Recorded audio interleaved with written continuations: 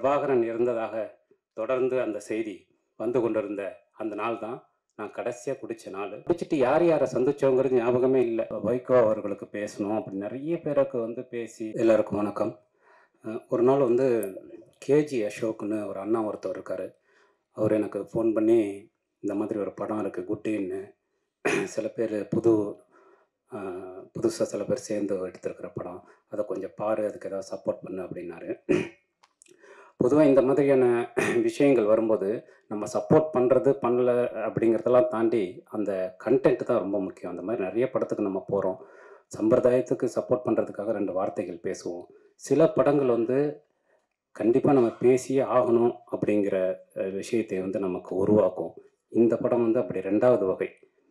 அந்த படத்தை பார்த்த உடனே இதுக்கு சப்போர்ட் பண்ணுறது நம்முடைய தார்மீக கடமை அப்படின்னு என்னை உணர வைத்த ஒரு படம் குட்டை.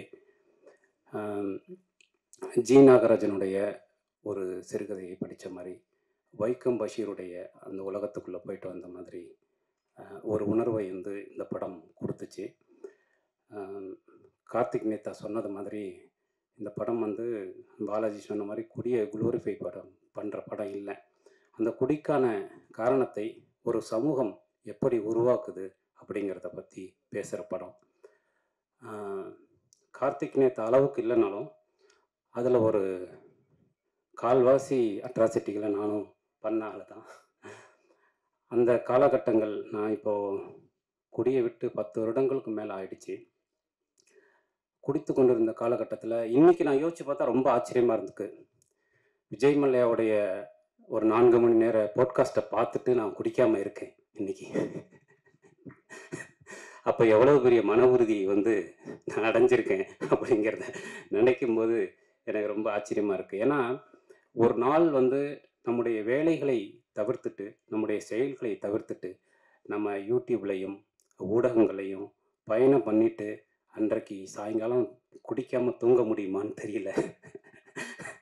அப்படியான ஒரு சமூகத்தில் தான் நாம் வாழ்ந்துக்கிட்டு இருக்கோம். ஆனால் அதை தாண்டி ஏன் நான் இதை சொல்கிறேன்னா, நான் கடைசியாக குடித்த நாள் 2009. பிரபாகரன் இறந்ததாக தொடர்ந்து அந்த செய்தி வந்து கொண்டிருந்த அந்த நாள் தான் நான் கடைசியாக குடித்த நாள். அதுதான் என் வாழ்க்கையில் நான் அதிகமாக குடித்த நாள். அந்த இரவு அந்த பகலில் ஆரம்பித்து தொடர்ந்து தொலைக்காட்சிகள் அந்த செய்தி வந்துக்கிட்டே இருக்குது.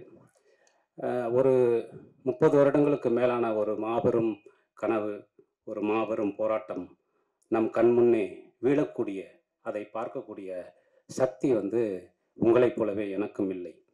அந்த நாள் அருள் இல்லைனும் நானும் சேர்ந்து மத்தியானத்துலேருந்து குடிச்சிக்கிட்டே இருக்கோம். அருளில் குடிச்சிட்டு தமிழகத்தின் அரசியலில், பத்திரிகைகளில், உயர் பொறுப்புகளில் இருக்கிறவங்களுக்கெல்லாம் ஃபோன் போட்டுக்கிட்டே இருக்கான் குடிச்சிட்டு. ஏதாவது இது உண்மையா, வேறு ஏதாவது நடக்குதா, ஏதாவது நடந்துருமா அப்படிங்கிறதை தெரிந்து கொள்ளக்கூடிய சூழலில் அன்றைக்கு முழுவதும், அன்னைக்கு நாங்கள் குடிச்சிட்டு யார் யாரை சந்தித்தோங்கிறது ஞாபகமே இல்லை.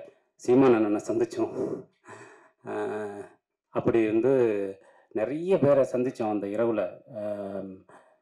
வைகோ அவர்களுக்கு பேசணும் அப்படி நிறைய பேருக்கு பேசி அந்த இரவு முழுவதும் அந்த மறுநாள் விடிந்த பிறகு நான் அடைந்த மாபெரும் ஒரு குற்ற உணர்ச்சியின் பொருட்டாக நான் குடியை விட்டுவிட்டேன். அன்றிலிருந்து இன்று வரை நான் குடியை தொடுவதில்லை. ஏன்னா குடி நமக்கு மீண்டும் மீண்டும் குற்ற உணர்ச்சியை மட்டுமே கொடுத்து கொண்டிருக்கிறது. இந்த சமூகத்தை பற்றி நாம் கவலைப்படலாம், இந்த சமூகம் நமக்கு கொடுக்குற அழுத்தத்தை பற்றி பேசலாம்.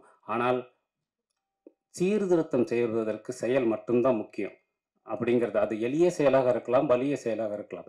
அதுக்கு சைஸ் பெருசே இல்லை. சினிமாக்களையும் நான் அதை தான் தொடர்ந்து சொல்லிகிட்டே இருக்கேன். சின்ன படம் பெரிய படங்கிறது இல்லை, அது ஏற்படுத்தக்கூடிய தாக்கம் தான் முக்கியம்.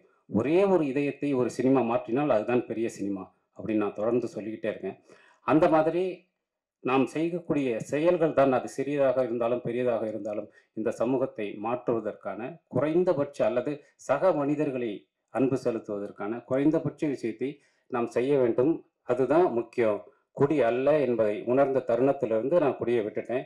இந்த படமும் அதைத்தான் பேசுது. இந்த படத்தை பார்த்து முடிக்கும் போது அந்த எண்ணம் நமக்குள் உருவாக்குறது. அதனால உண்மையிலேயே ஒரு சிறந்த படத்தை பார்த்த விஷயத்தை இந்த படம் கொடுத்தது. நிச்சயமாக உங்களுக்கும் பிடிக்கும். நான் மலையாள சினிமாக்கள்லாம் பார்க்கும்போது, குறிப்பாக சமீபத்தில் கூட இந்த அடிகோஸ் அமிகோஸ்ன்னு சுராஜ் வெங்கமோடு நடித்த படத்தை எல்லாம் பார்க்கும்போது இந்த மாதிரியான படங்கள் வந்து ஏன் தமிழ் சினிமாவில் வர்றதில்லைன்னு யோசிச்சிருக்கேன். அதுக்கு முக்கியமான காரணமாக எனக்கு தோன்றது என்னன்னா, புதுசாக வர்ற படைப்பாளிகள்கிட்ட ஒரு இன்னோசென்ஸ் இருக்கும், ஒரு அறியாமை இருக்கும், ஒரு ஃபார்மேட்டை உடைக்கக்கூடிய ஒரு தன்மை இருக்கும். அதை எல்லாருமா சேர்ந்து கெடுத்துருவோம் அவங்க மேலே போடுற ப்ரெஷரில். அதனால தான் நிறைய சினிமாக்கள் வந்து அதோடைய ஒரிஜினலில் வர்றதில்லை அப்படின்னு நான் நினைக்கிறேன். இந்த படம் வந்து அப்படி இல்லாமல் ஒரு ஒரிஜினலான ஃபார்மேட்டில் வந்திருக்கு. அது வந்து ரொம்ப நல்லா இருக்கு. அது ரொம்ப அழகான ஒரு படமாக வந்திருக்கு. அப்புறம் நான் அந்த படம் பார்த்துட்டு ரொம்ப நல்லா இருக்கு படம், எனக்கு ரொம்ப பிடிச்சிருக்கு, அதனால நான் இந்த படத்தை பற்றி பேசுகிறேன், இந்த படத்துக்கு நான் சப்போர்ட் பண்ணுறேன்னு சொல்லும்போது பிருத்திவிராஜும் மைக்கேலும் வந்து தொடர்ந்து என்னை சந்திச்சுட்டே இருந்தாங்க. அந்த குரூவை பார்க்கும்போதே, அரவிந்தன் டைரக்டர், அந்த குரூவை பார்க்கும்போதே சில பேரை பார்க்கும்போது நமக்கு தெரியும் இவங்களுக்கு ஏதாவது நல்லது நடந்துடணுங்கிற தவிப்பை வந்து நமக்கு அவங்க உருவாக்குவாங்க. அந்த மாதிரியான ஒரு குரு இவங்க. கிட்டத்தட்ட 2-3 வருடங்களாக பாடுபட்டு இப்படியான ஒரு படத்தை உருவாக்கியிருக்காங்க. அதனால நிச்சயமா இந்த மாதிரியான படங்களுக்கு ஆதரவு அளிப்பது என்பது நம்முடைய கடமைன்னு நான் நினைக்கிறேன், ஊடகங்களுக்கான கடமைன்னு நான் நினைக்கிறேன். அதனால இந்த படத்தை வந்து நிச்சயமா உங்கள் படமாக எடுத்து கொண்டாடுங்கள் அப்படின்னு நான் கேட்டுக்கிறேன். கார்த்திக் நேத்தா வந்து நான் ரொம்ப வருஷமாக ஃபாலோ பண்ணிட்டு இருக்கக்கூடிய ஒரு நண்பன். அவருடைய வளர்ச்சிங்கிறது இன்னைக்கு ரொம்ப முக்கியமான ஒரு விஷயமா பார்க்குறேன். அவ்வளவு அழகான பொயட்டிக் சென்ஸ் உள்ள ஒரு மனிதர். நான் முத்துக்குமார் அண்ணனுக்கு அப்புறம் அந்த இடத்த வந்து ஒரு ஒரு அந்த இடத்த தொடக்கூடிய ஒரு மனிதனாக கார்த்திக் நேத்தா பார்க்குறேன். அவருடைய லைஃபோடைய ஒரு பீஸ் தான் இந்த படம். அதனால் இந்த படத்தில் பங்கெடுத்த அத்தனை பேரும், இதன் படத்தில் நடித்த எல்லோருக்கும், இந்த படத்தில் பங்கு கொண்ட தொழில்நுட்ப கலைஞர்கள் எல்லாருக்கும், சார்லாம் சூப்பராக நடிச்சிருந்தார், ஜெயமுருகன் சார்லாம், அப்படி எல்லோருக்கும், ஜீவா தோழர் எல்லாருக்கும் வந்து ரொம்ப அற்புதமான ஒரு விஷயத்தை, கோவிந்த சந்தோட மியூசிக்கு ரொம்ப சிறப்பாக இருந்தது. அவர் இந்த படத்துடைய ஆன்மான்னே சொல்லலாம், அவருடைய இசையை, அந்த பாடலை. இந்த படம் வந்து நிச்சயமாக உங்களுக்கு ஒரு பெரிய தாக்கத்தை ஏற்படுத்தும். இந்த படம் சம்பந்தப்பட்ட அத்தனை பேருக்கும், இந்த படத்திற்கு சப்போர்ட் கொடுக்குற ட்ரீம் வாரியர்ஸ் அவர்களுக்கு, ஏன்னா அவங்க கை வைக்கிற ஒரு படம் வந்து என்றைக்குமே ஒரு சிறந்த படமாக இருக்கும். அது எல்லாம் சேர்ந்து இது மிகச்சிறந்த ஒரு வெற்றி படமாக அமைவதற்கு என்னுடைய வாழ்த்துக்களும் அன்பும். நன்றி.